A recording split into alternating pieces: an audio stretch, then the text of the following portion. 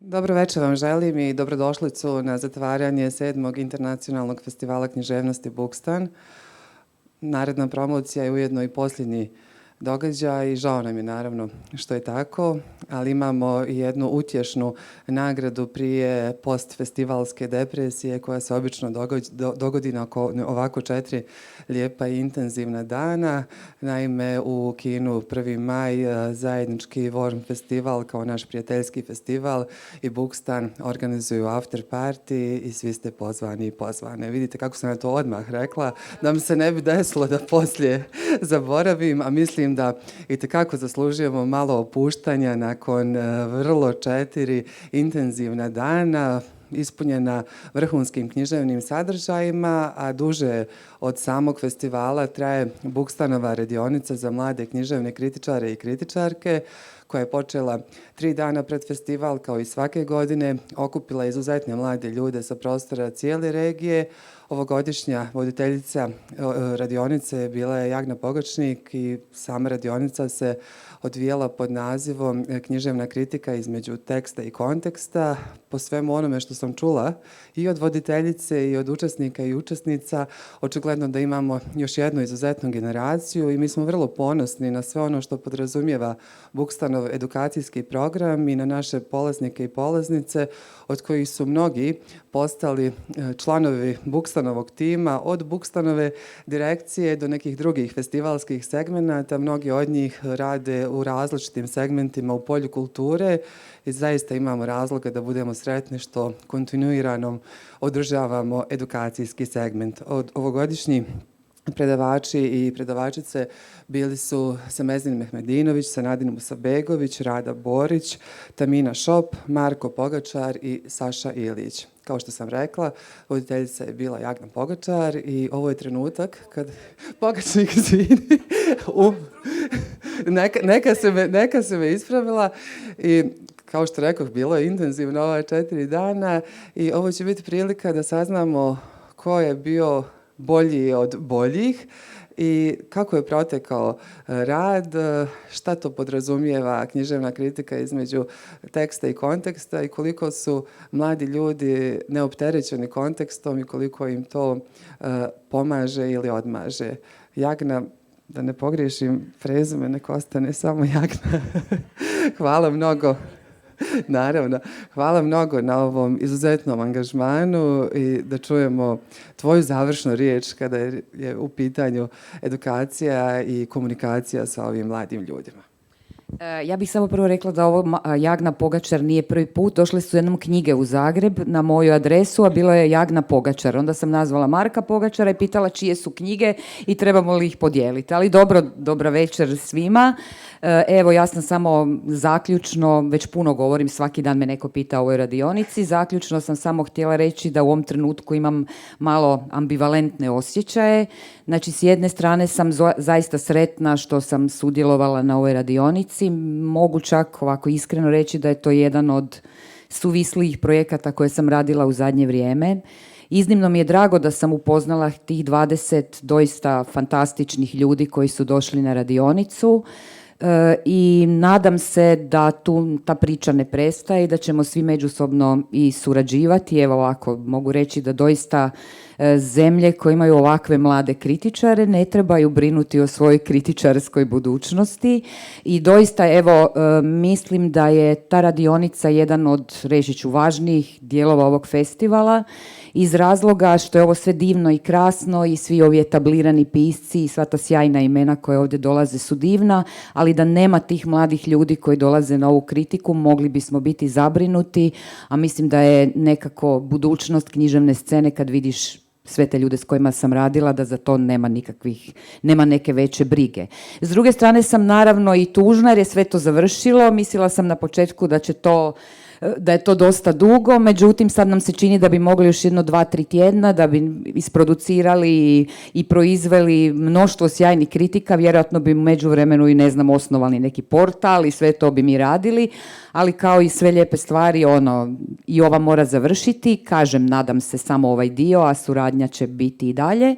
I treća stvar, u tim mojim ambivalentnim osjećajima, ja bih naime bila doista najsretnija da oni svi mogu dobiti neku nagradu i mislim da oni svi zaslužuju tu nagradu, ali eto nekako taj ocjenjivački žiri ili ocjenjivački sud, dakle Damir, Lamija i ja, odlučili smo se nagraditi 4 sudionika ove radionice i to vodeći se zapravo jednim glavnim kriterijem, jer inače bi bila potpuna zbrka, inače ne bi još 5 dana došli do konačne odluke. Dakle, procijenili smo da trebamo nagraditi one koji su se najviše približili tome modelu medijske kritike, dakle kritike koja danas, sutra može biti objavljena u novinama, na portalima i tako dalje. Dakle, to je nekakvo bilo naše zajedničko razmišljanje da oni koji su napisali nešto, odnosno napisali tekstove koji spadaju baš u medijsku kritiku, da nagradimo ovom prilikom njih. A sada je taj najteži trenutak. Ja tu imam jedan papirić, jer inače bih možda nešto i zaboravila. Reci mi samo kako želiš da ih prozovem, kojim redoslijedom? Pa možda od 3. ka 1. i pretpostavljam da postoji i neka specijalna nagrada, uvijek žiri bude blagonaklon. I onda ćemo tu specijalnu posljednju. Dobro, onda od 3. ka 1. Dakle, 3. nagradu je dobila polaznica koja osim što je napisala odličnu kritiku, rekla bih da je bila mama i tata svim sudionicima ove radionice, davala je prije svega meni, a onda i drugima sve vrlo korisne informacije od toga gdje da šta kupim, gdje da iskoristim bilo što. Sve naše goste je dovodila, budila je one koje je bilo potrebno, ali to je sve nevažno. Ja kažem, hoću reći zapravo da mi sad tu nagrađujemo književnu kritiku, ali u književnoj kritici su i neke osobnosti vrlo važne i te osobnosti se čitaju i u tekstovima. Dakle, nema ni književnosti, ni književne kritike bez života, to svi znamo. Dakle, vidim da se tamo cure već smiju i da znaju na koga mislim. 3. nagradu će dobiti, odnosno dobija Petra Bahman iz Zagreba.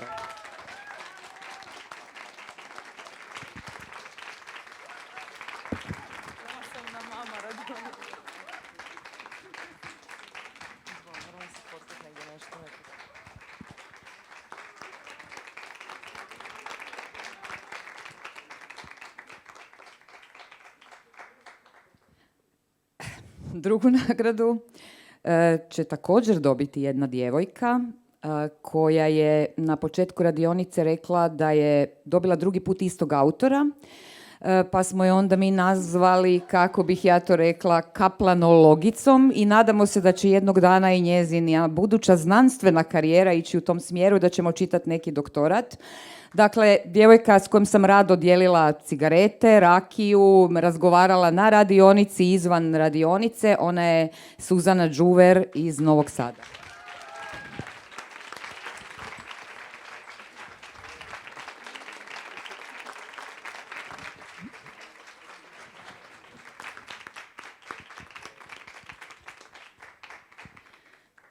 I sada prva nagrada.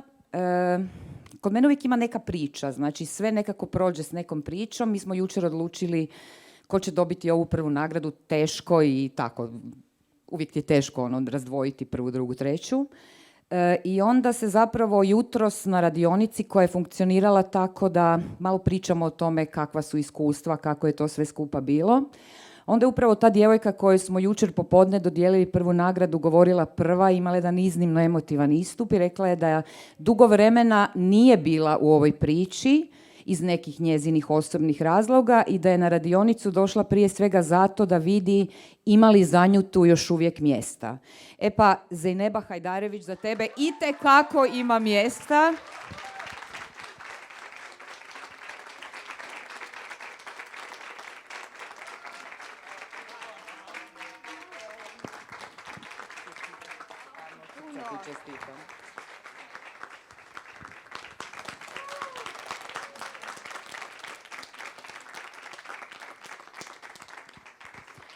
I tako smo došli do ove specijalne nagrade. Oni koji znaju da se ona razlikuje ni po čemu drugome, nego vjerojatno po nekim konkretnim stvarima koje polaznica dobije.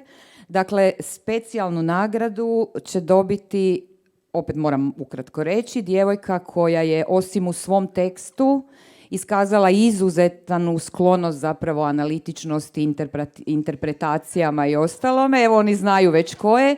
A ja sam njoj na početku, već drugi dan radionice, rekla kad bih ja dodjeljivala nagrade, dala bi ti nagradu za najbolju analitičarku radionice i ona je Emilija Vučičević.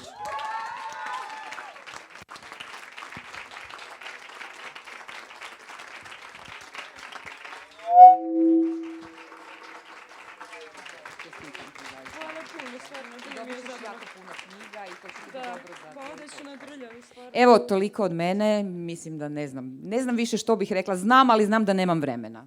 Hvala vam. Jagna, hvala vama mnogo. Čestitke od srca svim dobitnicama nagrada. Prve 3 nagrade su novčane. Ova specijalna nagrada podrazumijeva godišnju pretplatu na sva Bajbukova izdanja i jer možda je, kad se preračuna, i vrijednija formalno i financijski od ove prve 3. Danas smo imali sjajnu promociju knjige poezije izuzetno mlade i izuzetne autorice Radmile Petrović, koju je njen urednik i moderator promocije Zvonko Karanović pitao da li bi podijelila neke savjete mladim pjesnicima i pjesnikinjama i ona je rekla kako ne trebaju propuštati radionice. Mislim da se isti savjet može primijeniti i za književne kritičare i kritičarke i oni to svojim dolaskom na Bookstan potvrđuju.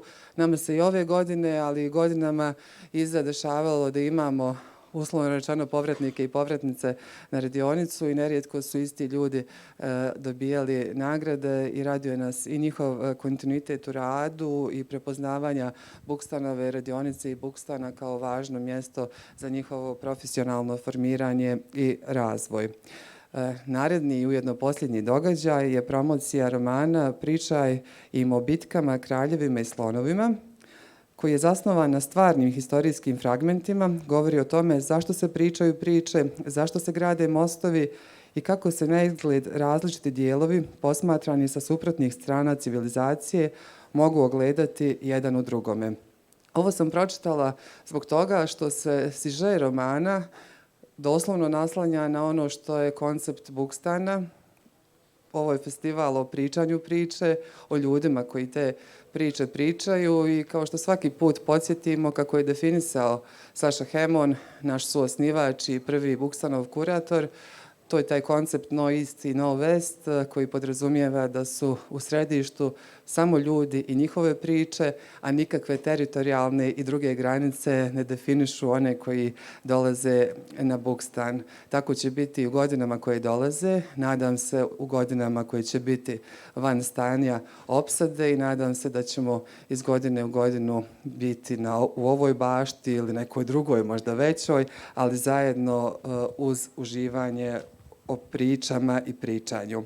Uz večerašnjeg autora Mathiasa Enara, koji nam dolazi iz Francuske i koji je osvojio niz najznačajnijih europskih književnih nagrada, upoznat ćemo i Margot Dijkgraaf, koja je književna kritičarka i novinarka, trenutno predsjednica fondacije Pisci bez granica. Vjerujem da ćete uživati u razgovoru. Još jednom podsjećam na ono druženje u 23 sata u kinu Bosna ili kinu 1. maj, svejedno kako ko zove. Hvala vam još jednom na dolasku.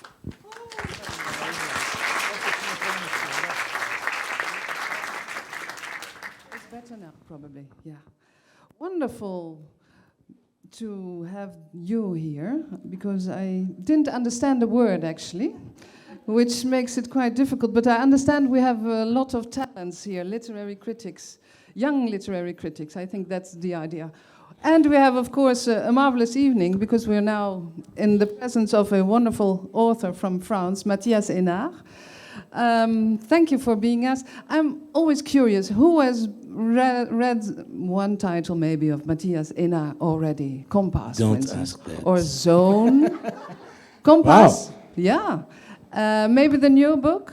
Someone read the new book translated? No? Yes, yes. Okay. Who hasn't read anything by Mathias Enard?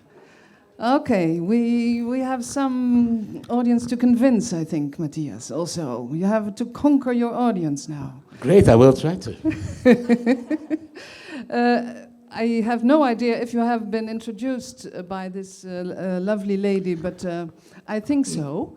Let me just say that I'm a big fan, so I'm a little bit extremely happy even to see you here in Sarajevo. It's my first time in Sarajevo. I think we met several times in France before. We did. So you have been translated into Dutch. So I read the book in Dutch. It's a beautiful edition. I think the new cover is more beautiful than the Dutch one, but okay. We're going to speak about Tell Them of Battles, Kings and Elephants, of course. That's the new book published here in Bosnia. Matthias Enard is a French novelist and academic. Are you still an academic? Because everywhere I look, it says writer and academic. Do you consider yourself more as a writer or as an academic? Oh, I'm no academic. I used to teach at the university. I teach from time to time.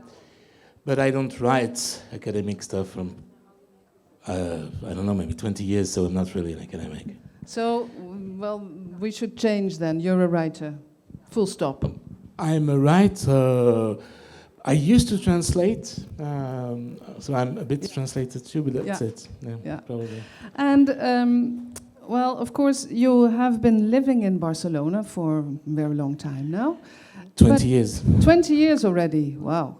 And actually you studied before you settled in Barcelona. You studied Arabic and Persian languages, and you lived for 10 years in the Middle East.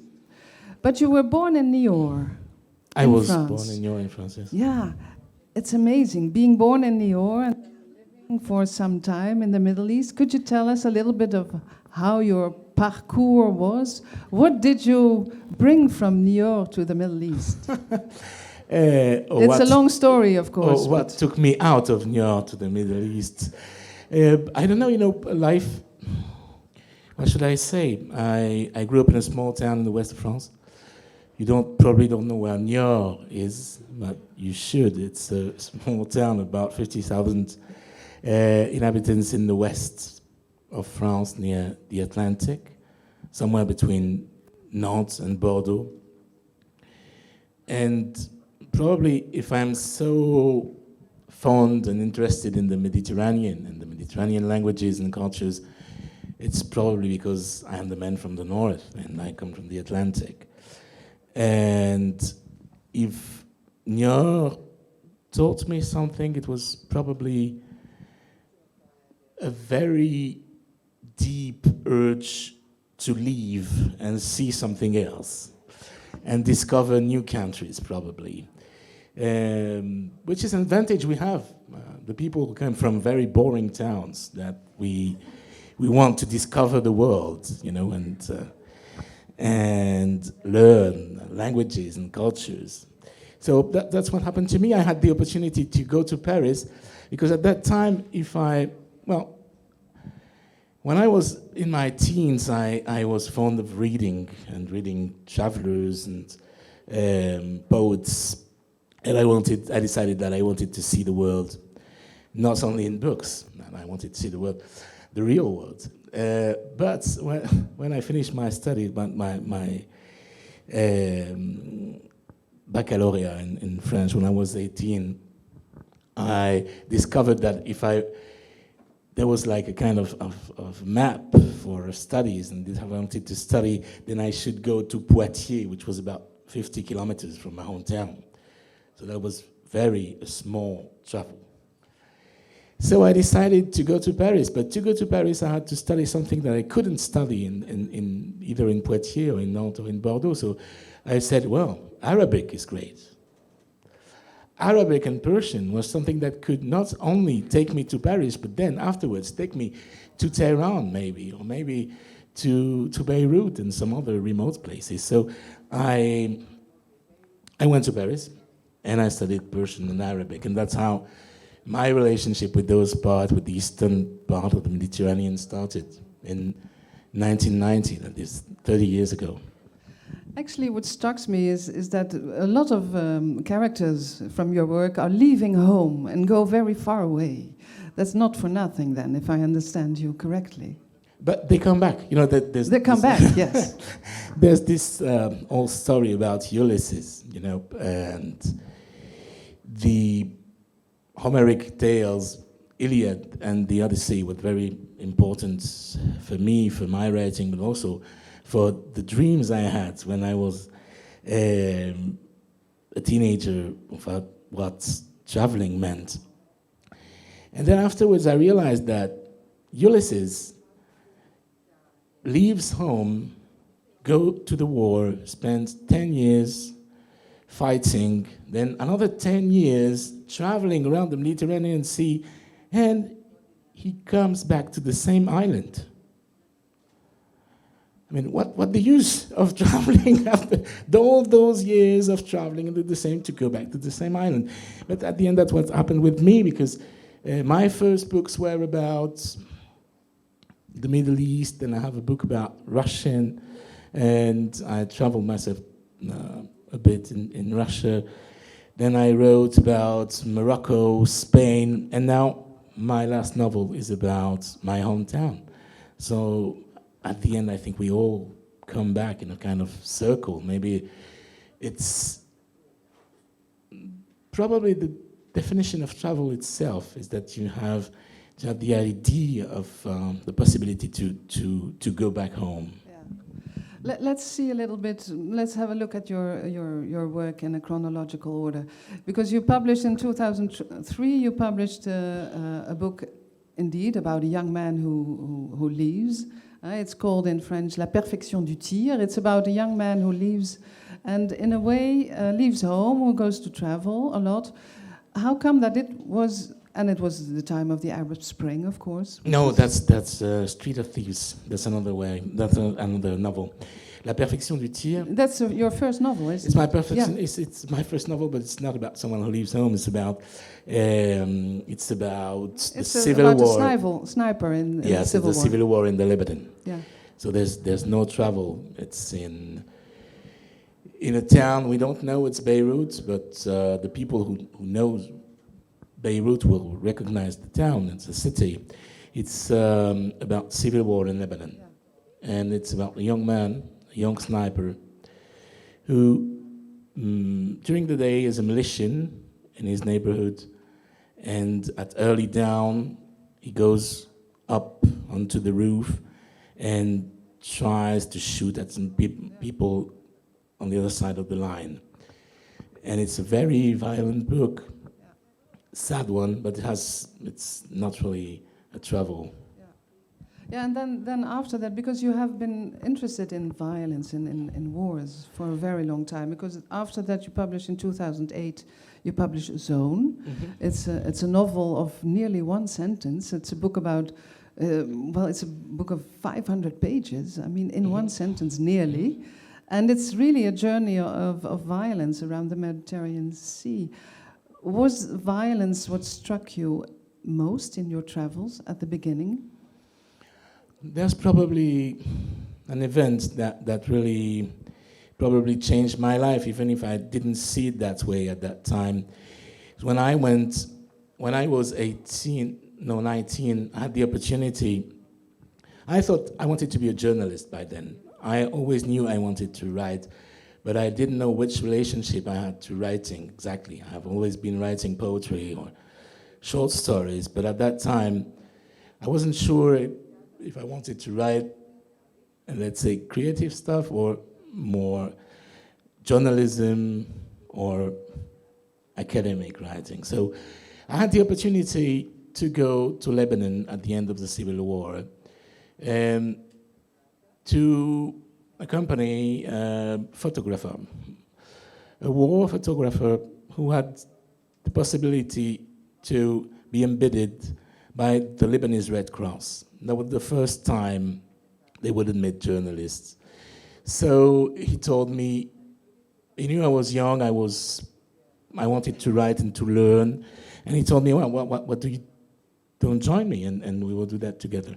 So I went with him, and I spent a month traveling inside Lebanon at the end of the war with ambulances, with the Red Cross.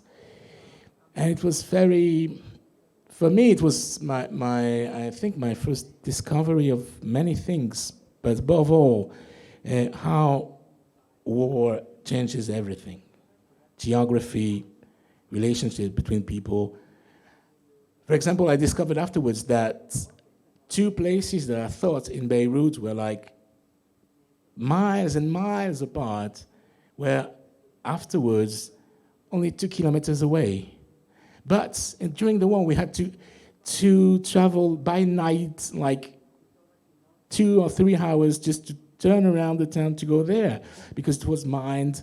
And so the country I saw, the Lebanon I saw by then, Beirut, when I turned 5 years ago, it was something else. It was totally different. For me, Lebanon was night, because we traveled a lot by night with the ambulances, because there was shelling during the day, but not so much at night. So we moved between the lines and inside the ambulances at night. And then I discovered that it was a country of light and of pleasure and of beaches. And I had never been to the beach in Lebanon. I slept inside in the Lebanese army quarters and beside the sea, but we didn't get the opportunity to bathe because there were soldiers, and it was totally forbidden to go on the beach. So because it was mined actually. So then you realize that the country you thought you knew is totally other. So that was the first thing I know, that's during the war and violence, everything changes. The relations between the people were not the same. The relationship you had with someone you barely knew 5 minutes ago could become suddenly so strong that you thought that this person was your best friend for the rest of your life. And then it was something else, you know. So that's what I realized. And also I discovered that I loved the dialect, the Arabic dialect of the Lebanon and those parts of the world, and the Arabic literature and songs and culture.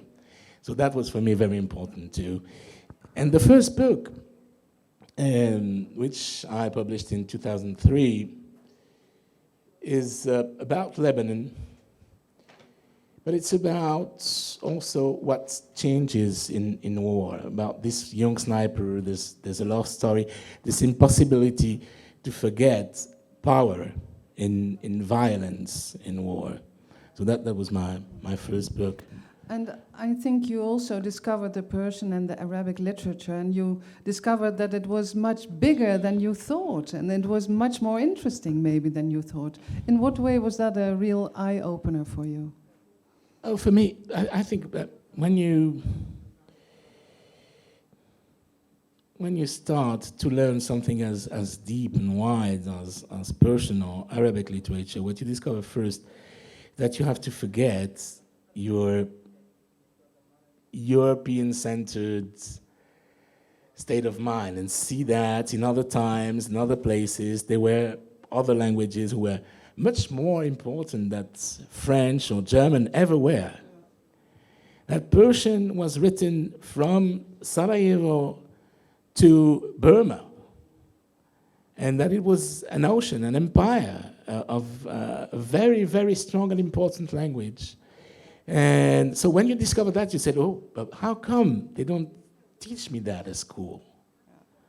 They don't tell me that the Ottoman sultans at the beginning were writing Persian verses. No one tells you that. No one tells you that in the east of Africa, for example, there were not long ago people writing the same pattern in rhymes and rhythm as the first poets of Arabia, you know?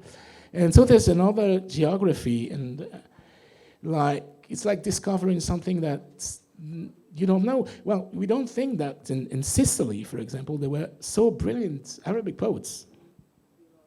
Or Al-Andalus was something very, very fascinating. It was a wonderful crossroads of religions and cultures, but also a place, well, poets, you know that there are so many poets of Granada, but also of Valencia and Shatira, Arabic poets. That for me was a great discovery that changed my own intimate geography. I'm so sorry that I looked for them, but in my hometown, no, we don't have Arabic poets. Though the Arabs went to Poitiers, so maybe we could find something there. But you know what is very interesting is that when you begin to change a bit your way of seeing things And your view on Europe probably also. Of course, Yeah. you see that Europe is much more mixed, and that the borders you thought were so clear, well, are not actually. Let's speak a little bit, because that's the new book here, about the battle book. And the elephants. And the elephants, of course. But I The read somewhere, elephantes. yes, I read somewhere that you, during the period that you were writing Zone, that you had to do something else in the afternoon. That's right. Could you tell us how, because that was the start of this new book. Yes, I was living in Rome by then. I had the opportunity to have a kind of scholarship, residency for writers at the Villa Medici in Rome, which is a wonderful place, wonderful villa, and the Renaissance villa overlooking Rome. And I had a little house in the garden in the center of Rome, which was incredible. And I was writing a very, very violent book about kind of encyclopedia of wars around the Mediterranean. And so that was really tiresome. And in the afternoon, we had a wonderful library in the Villa Medici, a library for art and art history. And every afternoon, I went to the library, took a book at random, choose a book, and read it for a couple of hours, put the book back, and go back on the day afterwards and choose another one. And one day, I picked up the last, I think it's the last volume of the Giorgio Vasari's Stories of the Artists and the Architects. Vasari is one of the first historians of Storia dell'arte, of art history. And I read his biography of Michelangelo. And I read this line, and then Michelangelo received an invitation to go to Istanbul and work for the Sultan. And I say, what? Michelangelo received an invitation to go to Istanbul to work for the Sultan, the Ottoman Sultan? I said, and I don't know that? How come? So the day afterwards, I came back to the library, but I wanted to know more. But Vasari didn't say no more.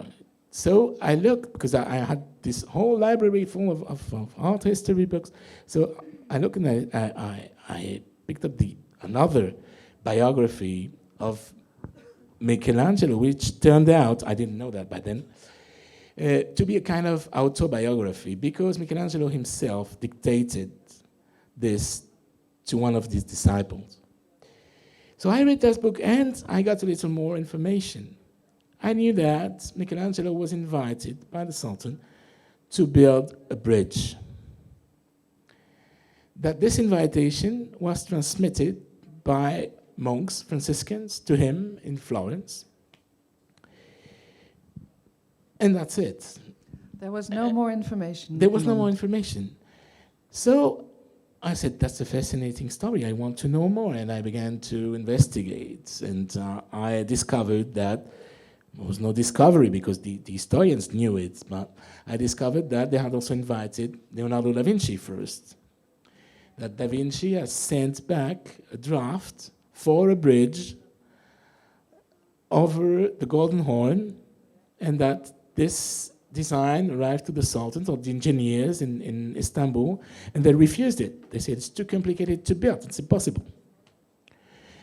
And many things. And I began investigating about Michelangelo's possible trip to Istanbul. And for years, not 1 month, 2 months, no, but years, I knew everything about Istanbul at the time, 1506, everything about Michelangelo. Right now, I've forgotten everything about it. And by then, I knew almost everything. And I went to one of the biggest French historians of the Renaissance, the end of the Middle Ages, and the beginning of the Renaissance, and I asked him, do you think it's possible that Michelangelo went to Istanbul? Because the problem was, all the biographers said he received the invitations, but no one said what happened then. And then Michelangelo was back in Bologna, and then he reconciliated with the Pope and went back to Rome. I said, maybe he went. So I asked Patrick Boucheron, who's a very famous French historian. I asked him, Patrick, do you think it's possible Michelangelo went to Constantinople? And he said, no. And I asked him, why? We would know it. And I said, how come we wouldn't know it? But then it's the same. I will send him, no worries. And I decided to send Michelangelo to Constantinople and have him build a bridge, which was a problem because I had to figure out many things. Who would he meet? Where would he live? How would he go? And I imagined all that with lots of sources. Then you became a real novelist at that moment, because your imagination started to work. I would like to ask you to read one page from the beginning, because for those of you who haven't read the book, it's excellent really to get acquainted to your style as well, because it's quite different from Compass, for instance.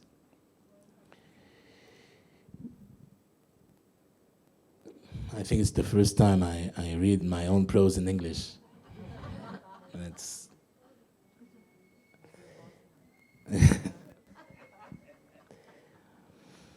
three bundles of sable and mink fur, 112 penny of wool, 9 rolls of bergamo satin, the same quantity of gilt Florentine velvet, 5 barrels of salpetre, 2 crates of mirrors, and 1 little jewelry box. That is the list of things that disembark with Michelangelo Buonarroti in the port of Constantinople on Thursday, the 13th May, 1506. Almost as soon as the frigate moors, the sculptor leaps ashore. He sways a little after 6 days of difficult sailing. No one knows the name of the Greek dragoman waiting for him, so we'll call him Manuel. We do, however, know the name of the merchant accompanying him, Giovanni di Francesco Maringhi, a Florentine who has been living in Istanbul for 5 years now. The merchandise belongs to him. He's a friendly man, happy to meet his hero of the Republic of Florence, the sculpture of David. Of course, Istanbul was very different then. It was known as Constantinople. Hagia Sophia sat enthroned alone without the blue mosque. The east bank of the Bosphorus was bare.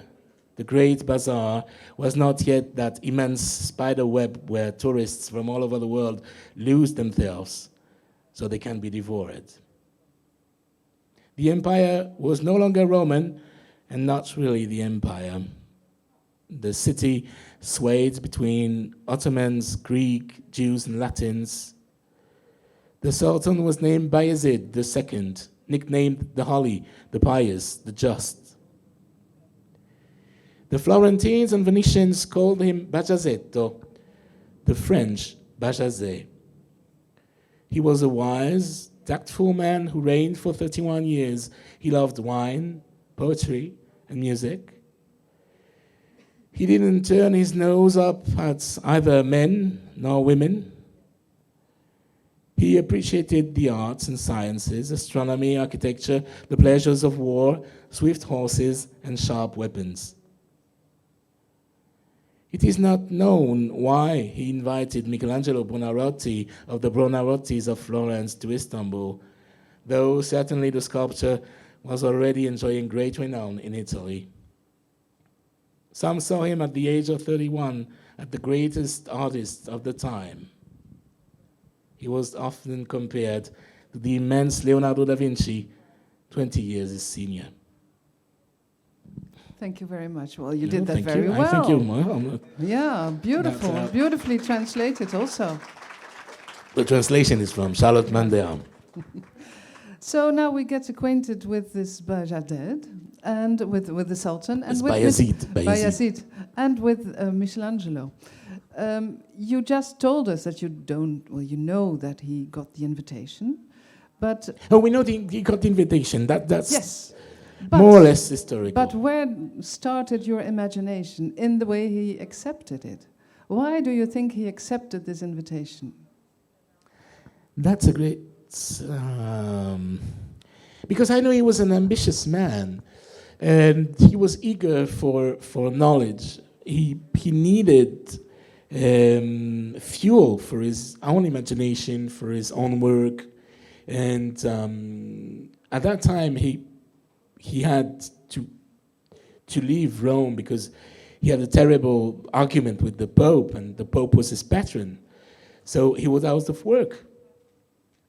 And if there's one constant in all Michelangelo's life, is that he was very, very eager for money. He wanted money and power and influence. So it was the story of the life of Michelangelo himself that told me that he could have accepted, because that was really something very important for a man like him at this moment in his career. So he was driven by eagerness, by revenge also. He wanted to take his revenge. Probably. That's what you say in the book. Yes, that's what I say in the book. I mean, that's you who imagined this. Yes, because, go work for the Ottomans, it's like for the Pope. The Pope just had a war with Bajazet a few years before. Yeah. So it's like working for the enemy of your enemy. It's like working for your friend at the end, So it's a good revenge for Michelangelo. And of course, Leonardo da Vinci had an échec. That must have... The failure of Leonardo must have been something for Michelangelo. He hated guts, really, Leonardo da Vinci, because Leonardo da Vinci had said that among the arts, sculpture was the less important. And that for Michelangelo, who only is famed to sculpture, for him it was really terrible to say that. So they were enemies. Well, Leonardo da Vinci, they never met. And Da Vinci was 20 years older, so he was already a legend when Michelangelo began in the career. Now, of course, this bridge that he wants to, that the Sultan asks him to draw and to build, that's a very symbolic object, of course. I didn't like that at first, That appeared in the text, and we had this drawing from Leonardo da Vinci for the bridge. But I thought, well, a bridge, it's like a bridge between East and West. And also, architecturally wise, it was not really interesting at that moment because they had so many technical difficulties with bridges that it was so limited at the end. So I said, well, he could build something else, like a mosque. Yeah. That would be great. Why not? Let's have Michelangelo build a mosque in Istanbul. And then I said, no, that would be going too far into fiction. So I said, no, that's not, at the end, well, he would just build a bridge. And you give him a very good idea of the bridge he wants to build. Because, you write, he has understood that the work demanded of him is not a vertiginous footbridge, but the cement of a city, of the city of emperors and sultans, a military bridge, a commercial bridge, a religious bridge, a political bridge, a piece of urbanity, you write. Yes, that's because that comes from Istanbul itself, not only from Michelangelo, but that's the idea. The problem of Istanbul, still today, is to cross these two immense rivers or seas, which are the Bosphorus from one side and the Golden Horn from the other. And the whole problematics of the city is how to manage to go from one side to another of this incredibly beautiful, scenic, but also difficult to cross triangle. And so it was so at that time, because at that time, the northern part of the Golden Horn was not totally urbanized as it is today. It was a part was a fortress, of which we have today the Galata Tower.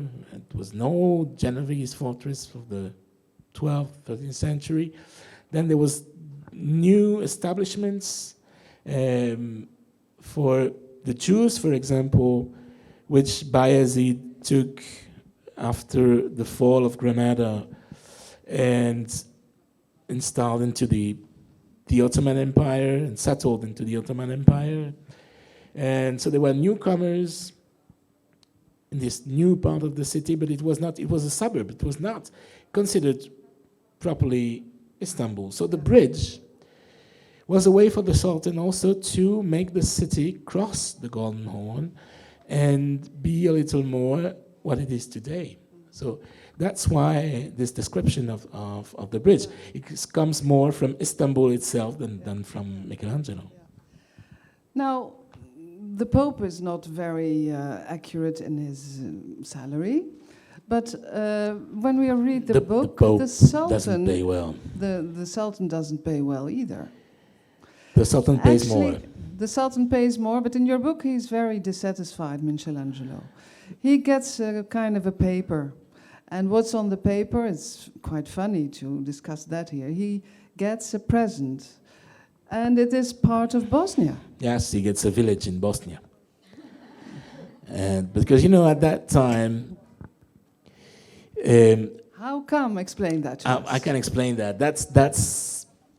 It's a bit forced, because usually those kinds of presents from the Sultan, that could be, the Spanish kings did the same with America, Like when you conquer some land, then you give you can give as a present some parts of that land to people you like or you want to honor, and that was the case with Bosnia, at that time.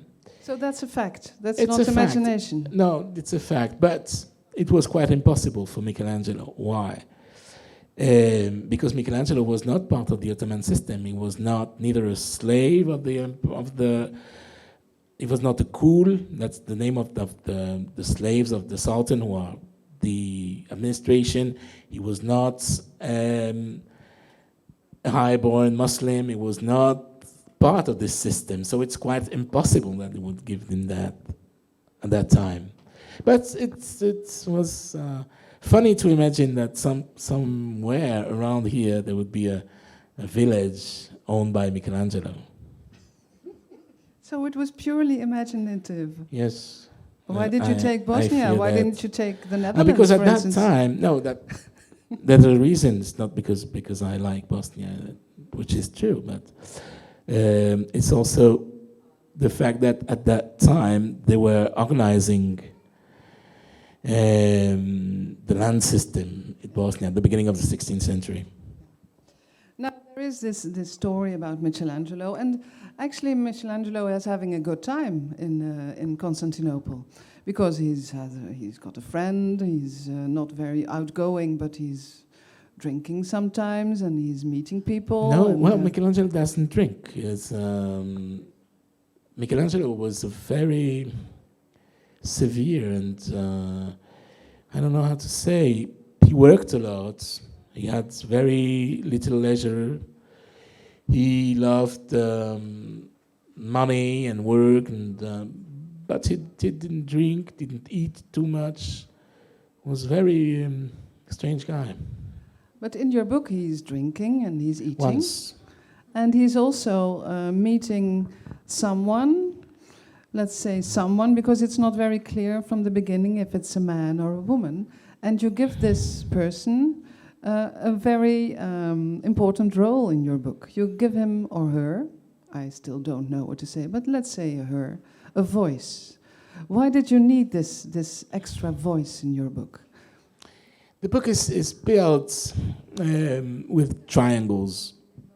That's the structure I had in my mind when I began to write the novel.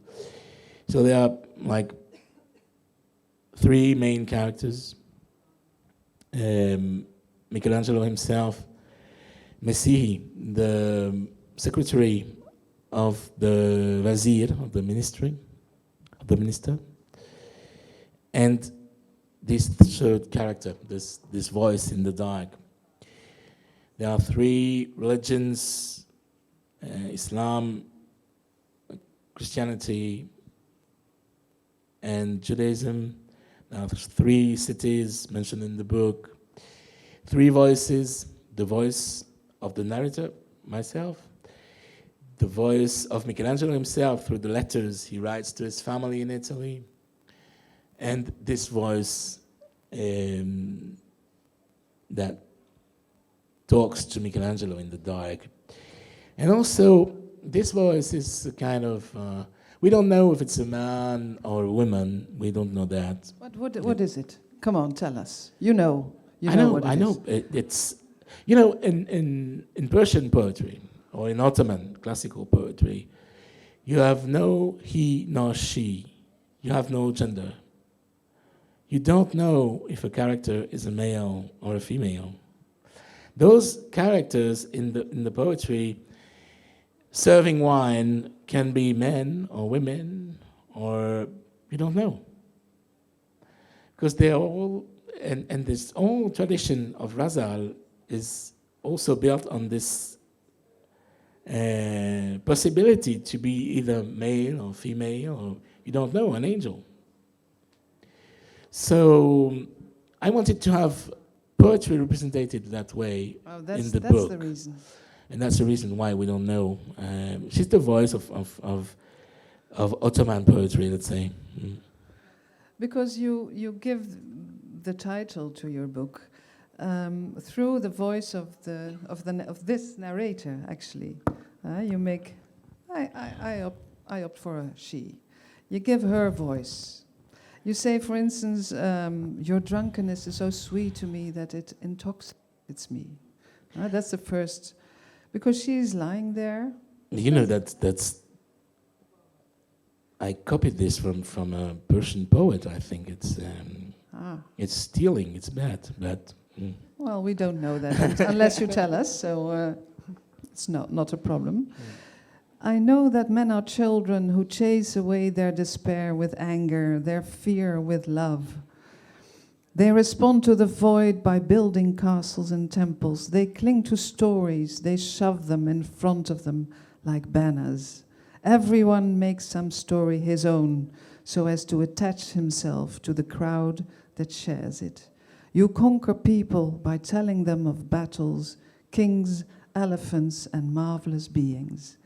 That is the title. Why did you give it to the voice of this narrator?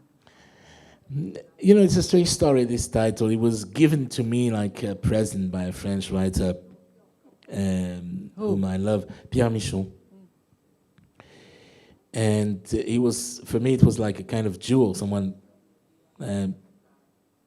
gives to you on your birthday or something. So I took this title. It's a verse from Rudyard Kipling. And I'm no real Kipling's fan, but nonetheless, the title, the two verses are great. Tell them of battle, kings and elephant. And I knew that someday I would use this title. You know, like you have something gave you like a magical object, and one day you have to use it. And I said, well, that's the moment. Because at the end, you know, this story, Tell Them of Battle, Kings and Elephant, Kipling says that he's in a village in India. and he has to spend the nights in a very remote place near in the Bengal. And the people ask him, "What do you do for a living? What's your job?" And so he says, I'm a writer." So they tell him, "Oh, do you write for people who cannot write? You write for them?" And he said, No, I write stories for children and also for grown-ups." And so the wise man of the village says, because adults, grown-ups, are children, you have to tell them of battle, kings, and elephants. But because they're also grown-ups, you have to tell them about love and other important things. And this double bind of the writer, you have to speak to the child inside us, but you have also to not to forget the grown-up and tell about love and politics. That's a bit the story of this book, of what's, at the end, what is art? Why do we write? Why do we tell stories? And yeah, actually, that is the big question, because I read it like that. The title is, we are living a very harsh life, and life is difficult, but we can ease it, we can make it more lovable, we can accept it better if we read and hear and tell stories. It helps us in our lives. Isn't that also how one can read the title? Yes, of course. No, that's the meaning. But it's also a way to say that stories are not only here for diversion; they're also for pleasure or to forget our day-to-day life. No, they have also a very important link to philosophy, to politics, to something very, very, very more important that it could seem at first sight. Of course, everybody wants to make a story which can be told of his or her own life. That's a question of identity. I think Michelangelo, in a way, is looking also for, who am I? What's my identity? He's here, I think, 31 years old. Yes, but that's the character. I have to admit that's more fiction. At the end, I don't know Michelangelo. Never met him. But I think that's what traveling does to us. It's put us in a place where we have to ask about ourselves and where we are and what is our position in the world. And at the end, identity is always on the move, and it depends very much on what is around you. And you define yourself even in a very intimate way with what is around you and what surrounds you, the others that talk to you, how people see you, where you are, if you feel like you're a stranger. So that's with Michelangelo. And imagine yourself in the beginning of the 16th century where you have no images, no internet, no, even very, very few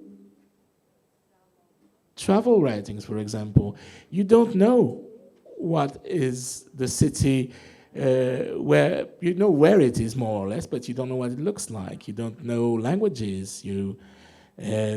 So probably for someone of the beginning of the 16th century, going to Constantinople was something very deep experience.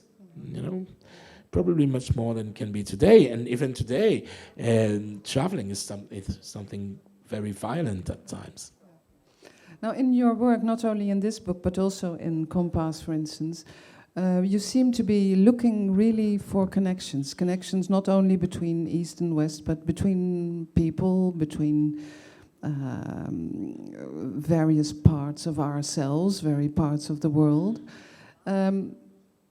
in the book, you suggest that the work of Michelangelo after his visit, his imaginary visit to Constantinople, integrates some of the styles of what he saw there into your work, into his work. Of course, that was very interesting to read, to reread Michelangelo's work afterwards with the travel to Istanbul in sight. That means that if I was so sure that Michelangelo had traveled to Istanbul, then there was something left of it in his works. So I went looking for it, and there are things, so many things at the end.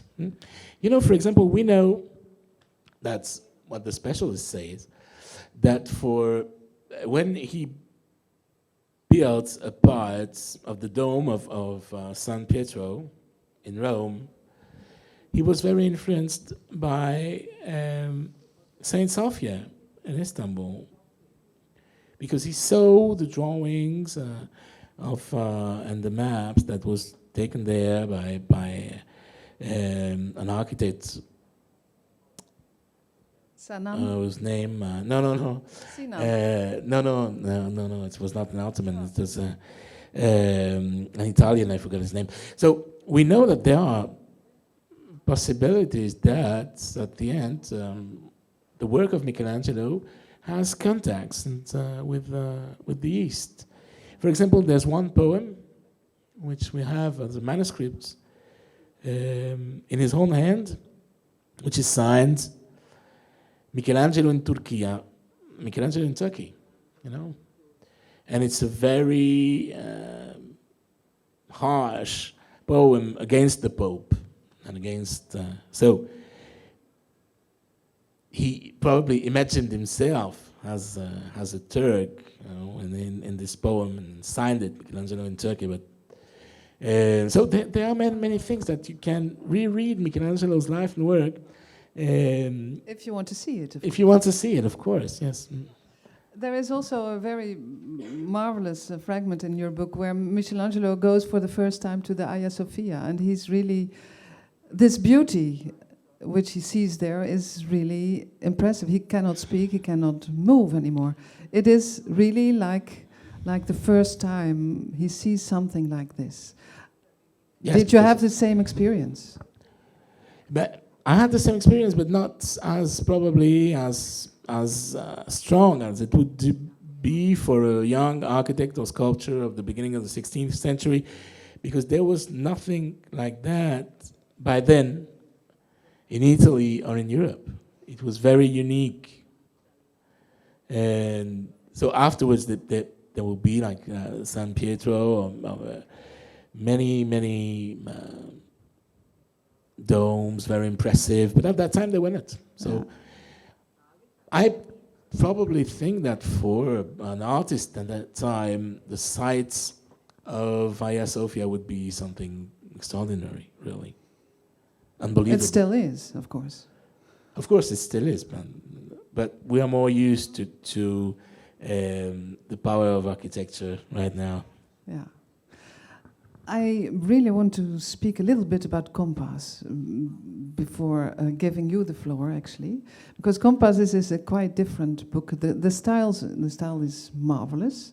It's a young musicologist from Austria, Franz Ritter, who can't sleep because he just heard that he is fatally ill, and he is thinking of his life, and it's so marvelous. It's a tapestry of impressions, of genres, of feelings, of emotions, of anecdotes from his life. But it's in style completely different from the Battle book. All my books are very different. Yeah. I was wondering, the style of Compass, is that formed by all your readings of Arabic and Persian literature? Is that comparable? Did you get any influence directly from that? Of course, I'm very influenced by that. Probably more, but it's difficult to say. I don't know if the style itself is, but at times it's true that I use possibilities or genre from the Arabic classical prose, for example, what we call the maqama. It's a kind of short story, classical short story of about 1,000 years ago, where the style used is with rhyme. It's prose, but with rhyme and rhythm. And at time I play with that and use it, for example, in French, which sounds quite strange, with rhyme and rhymes in prose. But otherwise, it's very difficult because there's so different languages that it's very difficult to say if your style is really influenced by another language. I have more problems with Spanish, for example. That I am very totally contaminated by Spanish language and Catalan after so many years that my French is not totally correct at times. Use of prepositions is at times strange, but it's all right with me. I mean, it's my style at the end. It's my language. I can do what I want. So when the correctors tell me, well, maybe that's not really what we should write, and I don't know. They suggest that I change something. I say, no. And no. That's how I want it. And then the week afterwards, I have remorse, and I said, no, let's change it. So, but it's true that with time we change. Even our language changed. We grow old and fat, and I think my language too. My French is getting fat and grey, something like that. Much more classical. I don't think so. No, but much more classical than at the beginning, probably. Are there any questions or remarks? Don't hesitate. Yes. I give you my... Oh, okay. Yeah.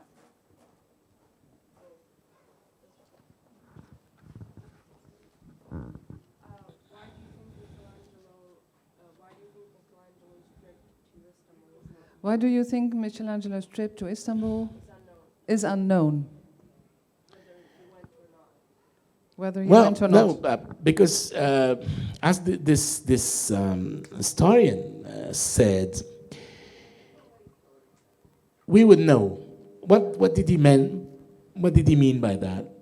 He meant that for Leonardo da Vinci, for example, we have documents. We have Ottoman documents that say that he was invited, that tell about this drawing of a bridge. We have the drawing of the bridge itself.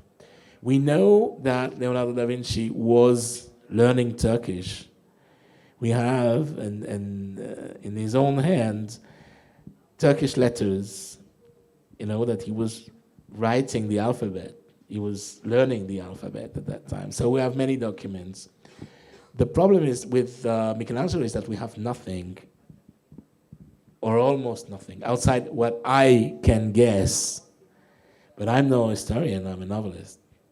So that's the reason why, I think. I have one more question. What is the connection between all your books to you? What connects them to yourself as a person and a writer? That's very different from one book to another.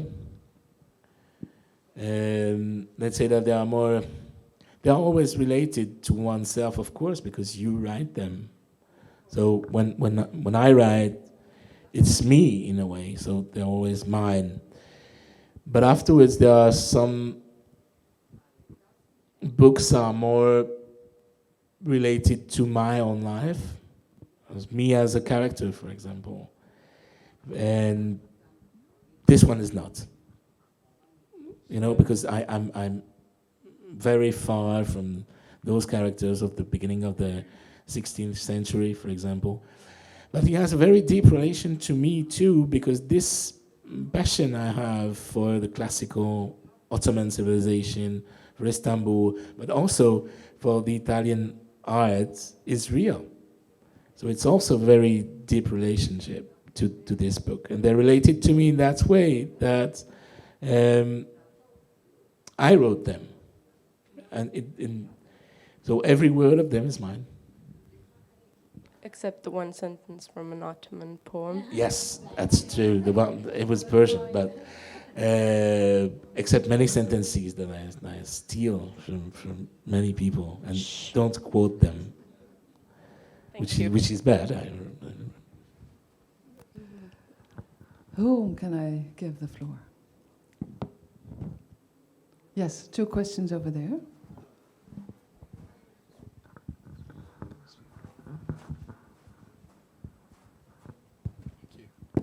Thank you very much for the very interesting talk, and I actually needed to smile when you were saying, oh, this is the first time that I'm reading the English translation of my work. So maybe you could say some words about your relationships to translation, because you've have been translated in many other languages. You've stated that you have been working as a translator yourself, so maybe you can elaborate a bit on that. What's your impression? How does literature change in this process? Does it still feel yours? And do you maybe also read these translations if you know the languages? Maybe, yeah. It's a very, very fascinating topic, the translation. Because, so to say, I recognize, for example, in the sample, I read that it's mine. I know this text, but it's like seeing it with very dark sunglasses. You know, something that you recognize it, but it's through a very strange filter. But I don't read. Usually, I don't read my translations. I don't read them aloud, but I don't read them at all. You know. Because there are many languages that I don't know, so I cannot read my Bosniak or Chinese or Hungary or Slovenian translation, for example. You know, it's just that I cannot.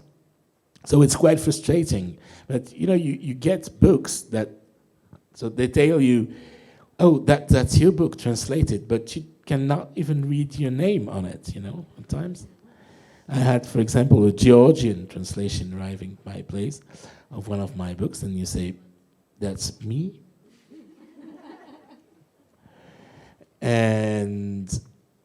But it's also like it's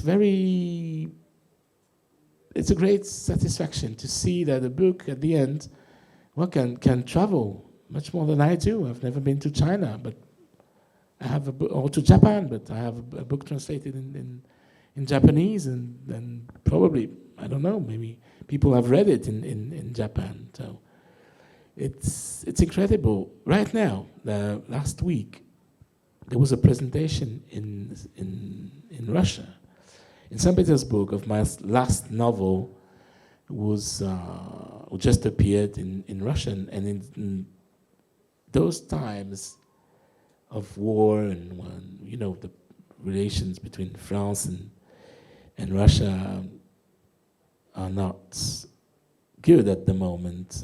What should I explain to you?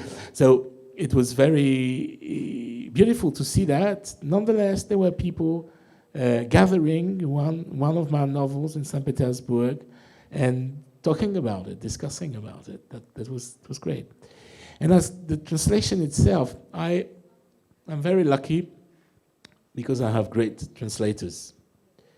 And why? And how do I know that? Because I have great publishers. And I know that good publishing houses need good translators.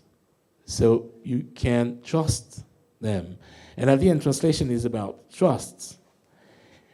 It's not my book anymore, it's, the translators. And what you read is not what I wrote, it's what someone else wrote. And it's fascinating, it's very interesting. Some translators ask questions, for example. Some don't. There are so many you don't know. You never heard nothing from them. No questions, no. You don't know them, just see the book at the end. But you imagine the person there. And for example, the Dutch version, my Dutch translator, Katrien, she asked a lot. I think that for this book, there was like, no, I don't know, hundreds of questions. Because she felt that she couldn't decide, between two words, or that I should help her to decide. And it was also very interesting to work with her, even if I don't know Dutch at all. But I tried to explain to her what was meant with the words. So it's always a fascinating work with the translators.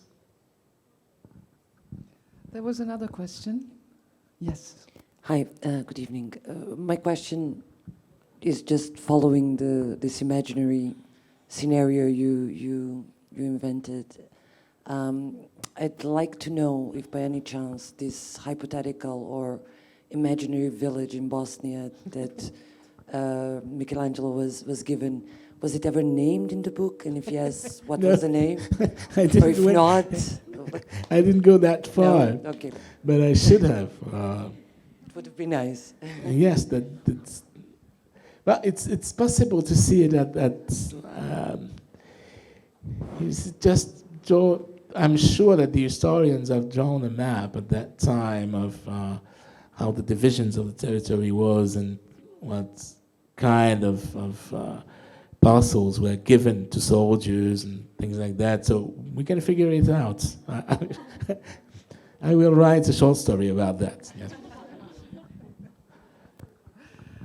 Yes. It says Bosnia in the book. In the Dutch translation, it says Bosnia. Yeah.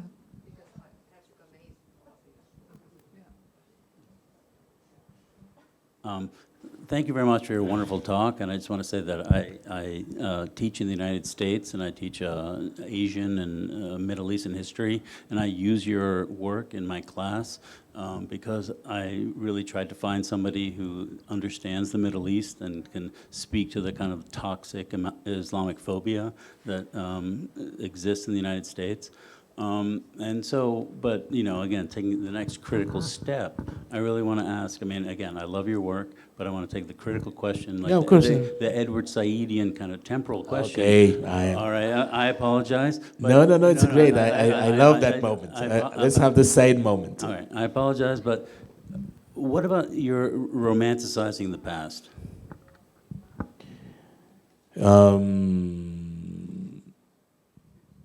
Yes, it is. But no, I think this novel, for example, I'm not sure I would write it like that again today. For many reasons. One of them is probably that it is like a very romantic moment where I myself too thought that this kind of let's say, equidistant rereading of the past was possible. It was like kind of artistic gesture, call it romanticism, call it youth, call it poetry. But you're right, it's a kind of but what is a novel, actually, if not the possibility to rethink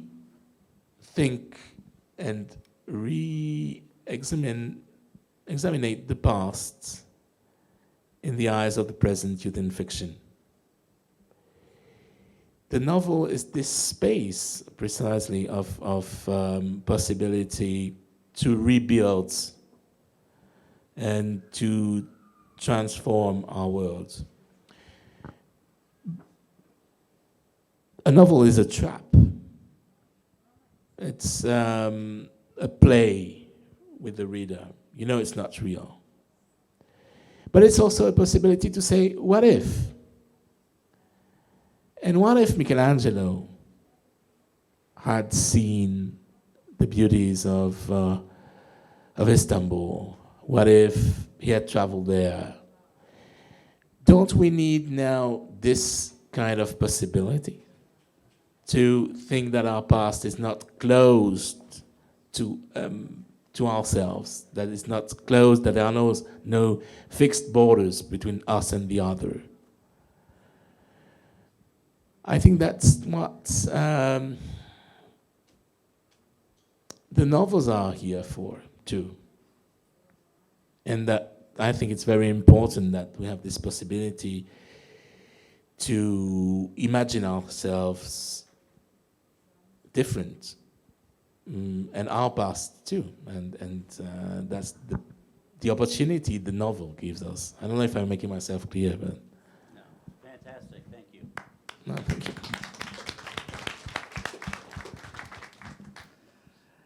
Maybe a final question?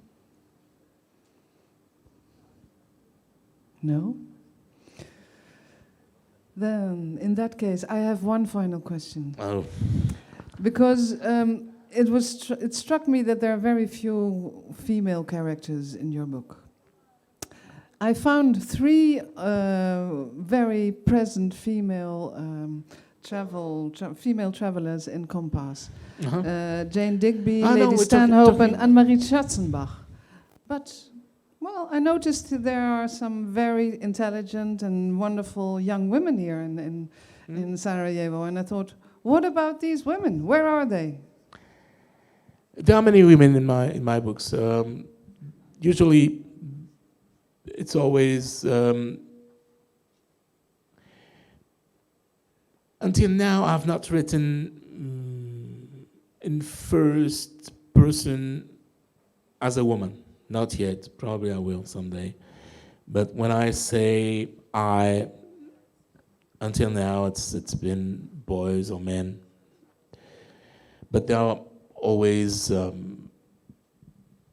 female characters. You just quoted Compass. Compass is about a love story where the real important character of the book is the woman. It's Sarah. So my books wouldn't exist without the female characters. There would be no plot. They just wouldn't be there. Even if, and it's true, I don't write in the first stem as a woman. Not yet, but probably one day I will. We'll be waiting for that. Thank you very much, Mathias Enard.